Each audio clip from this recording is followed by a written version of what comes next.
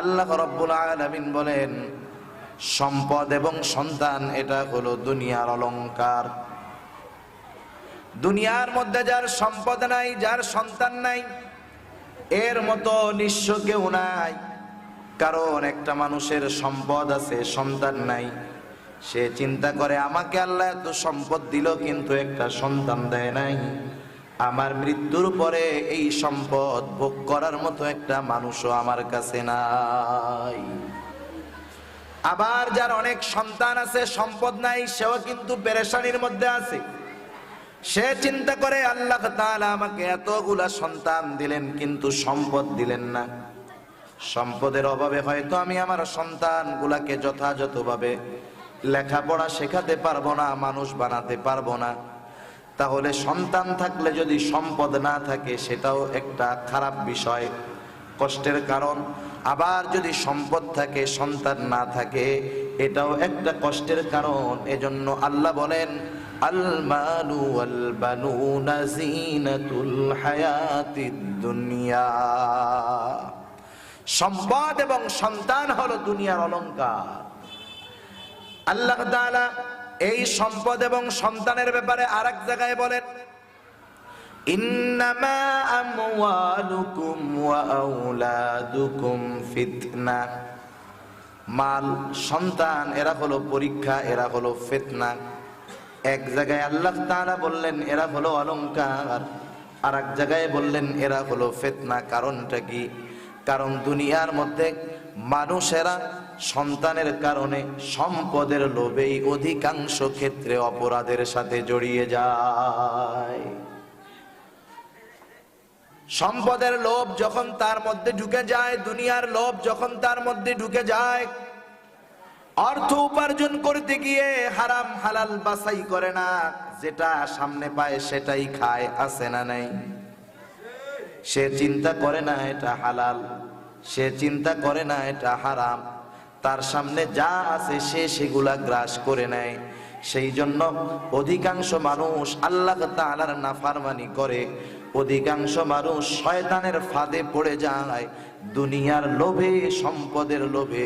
এই জন্য আল্লাহ রাব্বুল আলামিন বলেন, এই সম্পদ এবং সন্তান হলো তোমাদের জন্য পরীক্ষা।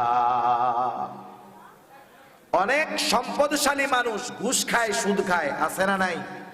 সব এলাকায় কম বেশি আছে। আপনি যদি এই সম্পদওয়ালা মানুষটাকে জিজ্ঞাসা করেন, ভাই আল্লাহ তাআলা তো আপনাকে কম সম্পদ দেন নাই, এরপরেও কেন আপনি সুদ খান, এরপরেও কেন আপনি ঘুষ খান?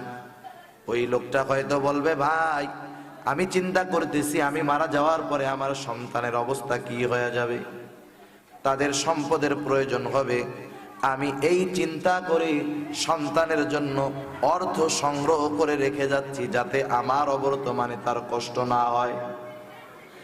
আবার যারা গরিব মানুষ, মনে করেন বিভিন্ন শ্রেণীর আছে, কেউ বা রিক্সা চালায়, কেউ বা সিএনজি চালায়, কেউ বা কৃষিকর্ম করে, এই রকম অনেক মানুষ আছে যারা অনেক পরিশ্রম করে কিন্তু ঠিক মতো 5 ওয়াক্ত নামাজ পড়ে না। বলেন তো এমন মানুষ আছে না নাই? রিক্সা চালায়, ভ্যান চালায়, সিএনজি চালায়, কত পরিশ্রমের কাজ করে কিন্তু নামাজ পড়ে না। এদেরকেও যদি জিজ্ঞাসা করেন তুমি জীবনের মায়া ত্যাগ করে এত পরিশ্রম কেন করো, ও প্রশ্নের জবাবে বলবে, আমি আমার স্ত্রী, সন্তান, মা বাবা এদের মোহাব্বতে কষ্ট করি, সম্পদ উপার্জন করি, যাতে আমি দুনিয়া থেকে চলে গেলে আমার অবর্তমানে আমার সন্তানদের সম্পদের অভাব বোধ না হয়। তাহলে সন্তানের মায়ায় সে নামাজ পড়ে না, তার মূল উদ্দেশ্য অর্থ উপার্জন করতেছে সন্তানদের জন্য। তাহলে অধিকাংশ মানুষ হয়তো সম্পদ তথা দুনিয়ার মোহে অপরাধ করে, অথবা সন্তানদেরকে ভালো রাখতে হবে এই জন্য অপরাধ করে। ঠিক কিনা বলেন? এই কথা আল্লাহ তাআলা কোরআনুল কারীমের মধ্যে বলেন, ফাআম্মা মান তাগা ওয়া আসারাল হায়াতাদ দুনিয়া ফাইন্নাল জাহিমা হিয়াল মাওয়া। আল্লাহ রাব্বুল আলামিন বলেন, ফাআম্মা মান তাগা, যে সীমা লঙ্ঘন করলো। সীমা কিসের সীমা? আল্লাহ প্রদত্ত যেই সীমা, শরীয়ত আমাদের জন্য হলো একটা সীমানা, একটা বর্ডার। একজন বেধর্মী যদি সুদ খায়, ঘুষ খায়, তার গুনাহ হবে না। কিন্তু যেই লোকটা আল্লাহকে বিশ্বাস করে, নবীকে বিশ্বাস করে, পরকালকে বিশ্বাস করে, কোরআনকে বিশ্বাস করে, তাকদীরের ভালো মন্দ আল্লাহর তরফ থেকে হয় বিশ্বাস করে, বলেন তো এই লোকটা যদি সুদ ঘুষ খায় গুনাহ হবে কি হবে না? এই রকম ঈমান আনার পরে আমাদের জন্য সীমারেখা আছে। আল্লাহ তাআলা জানায় দিবেন কোনটা হালাল, কোনটা হারাম, কোনটা বৈধ, কোনটা অবৈধ। এগুলা হলো আমাদের জন্য সীমারেখা।